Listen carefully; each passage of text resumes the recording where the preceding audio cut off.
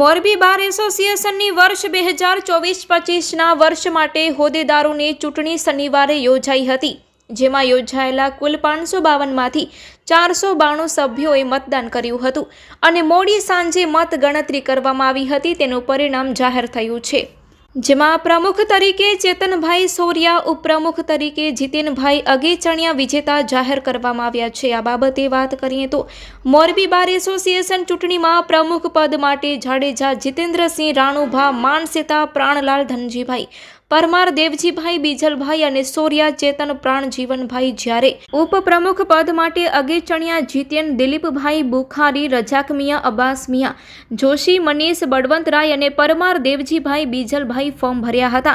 જ્યારે સેક્રેટરી પદ માટે ભાવેશભાઈ ભટ્ટ અને ખુમાણ અશોક કુમારે ફોર્મ ભર્યા હતા. તેમજ જોઈન્ટ સેક્રેટરી પદ માટે કણઝારિયા ચિરાગ વિનોદભાઈ, પરમાર દેવજીભાઈ બીજલભાઈ અને શેરશિયા ધવલકુમાર ધરમસિંહભાઈએ ફોર્મ ભર્યા હતા.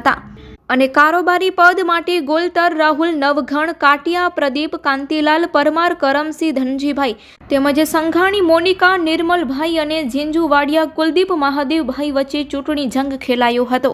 ચૂંટણી 2 વાગ્યે પૂરી થયા પછી તેની મત ગણતરી હાથ ધરી હતી અને તેનું પરિણામ મોડી સાંજે જાહેર કરવામાં આવ્યું હતું, જેમાં પ્રમુખ તરીકે ચેતનભાઈ સોરિયા, ઉપપ્રમુખ તરીકે જીતેનભાઈ અગેચણિયા તેમજ સેક્રેટરી તરીકે અશોકભાઈ ખુમાણ અને જોઈન્ટ સેક્રેટરી તરીકે ચિરાગ કણઝારિયા વિજેતા જાહેર થયા છે.